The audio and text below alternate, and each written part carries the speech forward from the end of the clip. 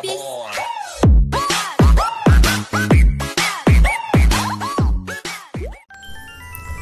guys, balik lagi di channel Bang Gendul. Kali ini aku mau review kit Kasa ya, Kasa V2.1 Android 10. Ini maintainernya Yukiho ya, Mokara V. Dan ada keterangan please read the changelog or notice before asking.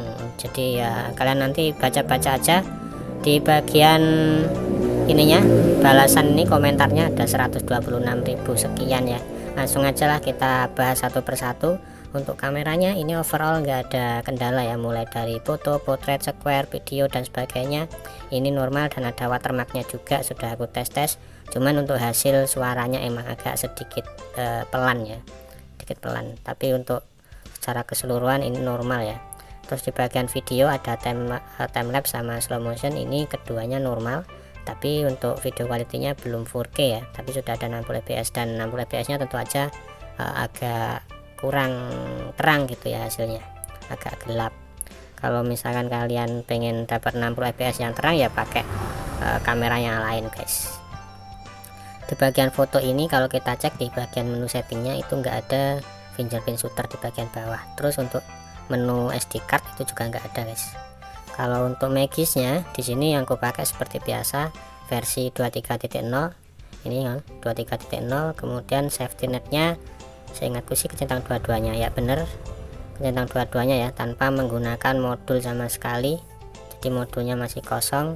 Kemudian di bagian Playstore nya kita cek dulu device sertifikasinya, di bagian sini device is certified ya ini.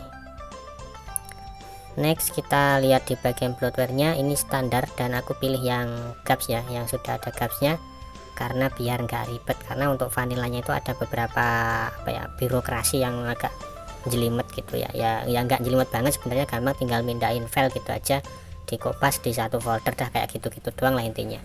Tapi biar lebih simpel aja, biar nggak kayak gitu-gitu ya, aku cobain aja yang gap ya, walaupun nanti ada kekurangan, jadi disimak aja biar kalian tahu apa kekurangannya ya. Oke, di bagian bloatware nya sih nggak ada yang terlalu mencolok, aku rasa masih biasa aja, jadi langsung aja lah kita bahas bagian dalamnya. Dari atas dulu, yang pertama untuk hotspot dan tethering sudah support buat tethering VPN. Kemudian di bagian apa ya namanya ini, preferred network type, nah ini dia, ini tentu aja sudah banyak pilihan ya. Kemudian di bagian bawahnya ini ada kit Kasa fitur atau menu spesialnya ya, kalian bisa atur-atur mulai dari status bar di sini. Dan yang bikin aku seneng, biasanya kan aku tunjukin di sini untuk jamnya ada backgroundnya warna biru ya. Nah ternyata di sini bisa kita hilangin guys ya, di bagian sini. Nah itu dia. Nah kalau yang ini show ES clock ini yang di bagian quick setting ini. Nah ini yang ini warna birunya juga bisa kita hilangin. Nah itu sudah hilang. Kemudian ada quick setting di bagian ini sih, aku rasa kalian pasti sudah paham ya, pasti sudah paham sih kayaknya. Ini masih standar aja. Untuk menu-menu yang ada di sini tuh nggak ada kendala ya, semuanya normal ya, kayak AOSP pada umumnya. Jadi ya sebaiknya kita ini aja ya. Mungkin bagian miscellaneous ini aja ya yang perlu aku tunjukin. Ada ignore Windows secure flag, ini kalau misalkan kita ada di layar M-banking atau layar yang sifatnya rahasia, itu biasanya kan waktu kita rekam layar atau kita masukin password, pin dan sebagainya, itu layarnya bakal hitam, pokoknya bakal di blur. Tapi kalau kita aktifin ini tuh layarnya masih tetap dimunculin, jadi nggak di blur guys. Untuk gaming modenya ini pun kayak gini ya, ada Danmaku dan sebagainya. Kemudian untuk unlimited photo storage ini juga ada. Kemudian unlock higher FPS in games, ini dipakai main game juga lumayan enak sih sebenarnya. Banyak yang bilang sebenarnya custom ROM ini tuh smooth ya, smooth, enteng gitu dipakai, cuman ada beberapa kekurangan, nantilah pokoknya aku bakal sebutin juga. Untuk yang lain-lain ini normal lah, nggak ada masalah, biar menyingkat durasi aja. Kita langsung ke baterai. Untuk baterainya pun juga menurutku lumayan irit sih. Kalau kayak gini gimana menurut kalian? Ini SOT nya, nah screen on time 8 jam ya, 8 jam 1 menit 11%. Ini mekanismenya gimana, kalau ada yang tahu silahkan komen di bawah ya. Untuk ngelihat baterai lebih awet apa lebih boros itu gimana gitu loh, aku nggak terlalu paham soalnya soal di bagian ini. Kemudian ke display, untuk displaynya ini juga standar ya menunya, tap to wake, tap to sleep, kita tes. Kalau layar hidup seperti ini kita tap nggak bisa ya, harus dari status bar guys. Untuk tap to wake-nya aman ya, nggak ada kendala sih di bagian. Next kita ke sound. Untuk menu sound ini paling bawah ada mission enhancer-nya juga, dan untuk pilihan presetnya cuman sampai metal ya, jadi biasa.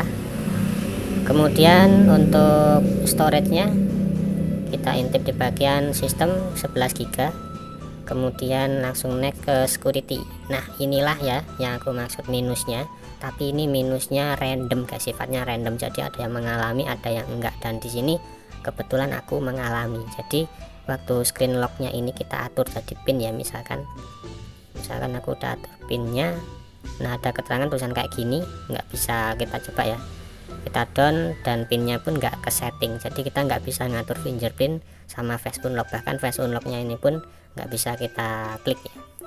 Intinya untuk fingerprint untuk keamanan ini nggak bisa kita kunci, jadi ya cuman swipe gitu aja tadi, nggak ada kunci-kuncinya.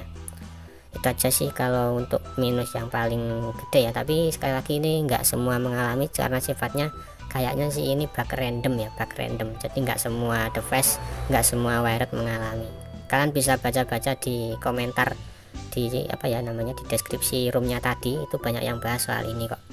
Di sisi lain ini kalau dipakai buat lain-lain ini normal guys ya, kali aja kalian nggak ngalami kasus soal fingerprint tadi ya, silahkan aja di tes sendiri ya guys. Next kita langsung aja ke sistem ya.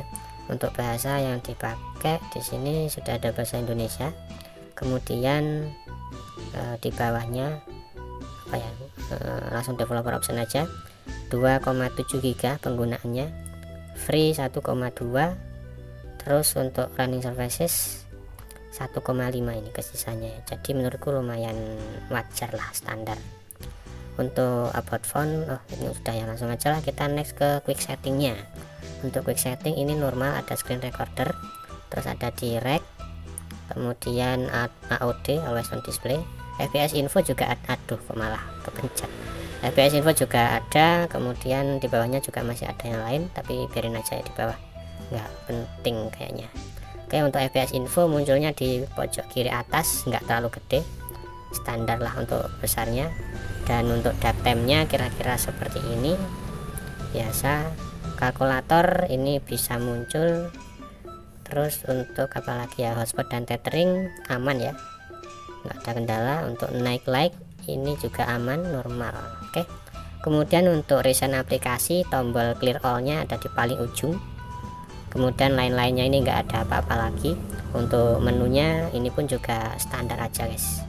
Kemudian kalau kita cek di bagian menu panggilan atau menu telepon, apakah bisa buat ngerekam obrolan saat kita nelpon, kita cek dulu. Oke, ternyata nggak ada fitur buat ngerekam obrolan saat kita nelpon, ini sayang juga ya. Kira-kira kayak gitu ya untuk review kali ini. Kalau misalkan ada unek-unek, ada pertanyaan, ada request, silahkan aja tulis di kolom komentar. Makasih banyak sudah nonton video ini, kasih like kalau suka, dislike kalau kalian tega, bangkit untuk diri, dan kita bakal ketemu lagi di next video. See you, bye bye.